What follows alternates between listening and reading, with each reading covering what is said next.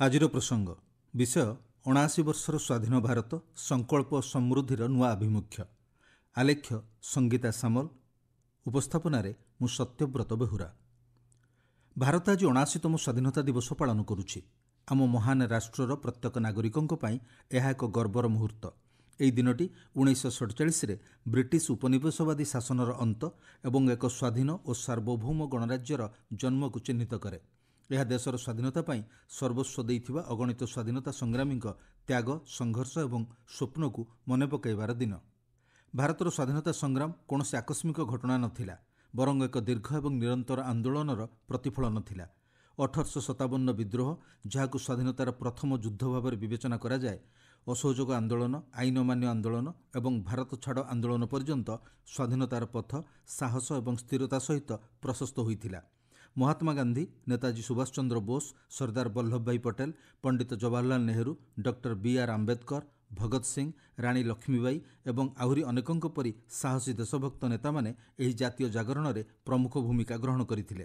ସେମାନଙ୍କର ପ୍ରୟାସ ଧର୍ମ, ଅଞ୍ଚଳ ଏବଂ ଭାଷା ମଧ୍ୟରେ ଲୋକମାନଙ୍କୁ ସ୍ୱାଧୀନତାର ଏକମାତ୍ର କାରଣ ପାଇଁ ଏକତ୍ରିତ କରିଥିଲା।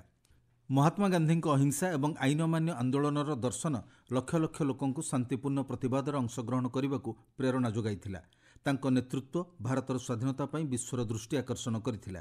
ସେହି ସମୟରେ ଭଗତ ସିଂ ଏବଂ ତାଙ୍କ ସାଥୀମାନଙ୍କ ନେତୃତ୍ୱରେ ବିପ୍ଳବୀ ଆନ୍ଦୋଳନକାରୀମାନେ ସେମାନଙ୍କର ନିର୍ଭୀକ କାର୍ଯ୍ୟ ଏବଂ ବଳିଦାନ ସହିତ ବ୍ରିଟିଶ ପ୍ରଶାସନର ମୂଳଦୁଆକୁ ଦୋହଲାଇ ଦେଇଥିଲେ।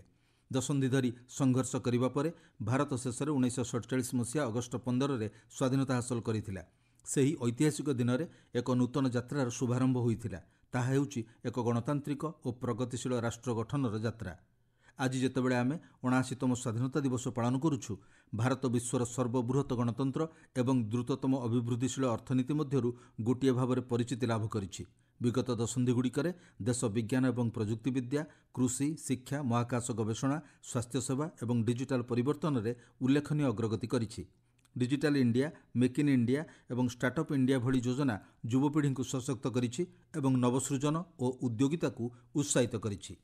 ଭାରତ ବିଶ୍ୱସ୍ତରୀୟ ରାଜପଥ, ସ୍ମାର୍ଟ ସିଟି ଏବଂ ନବୀକରଣୀୟ ଶିଳ୍ପ ପ୍ରକଳ୍ପ ସହିତ ଭିତ୍ତିଭୂମିରେ ମଧ୍ୟ ଗୁରୁତ୍ୱପୂର୍ଣ୍ଣ ଅଗ୍ରଗତି କରିଛି।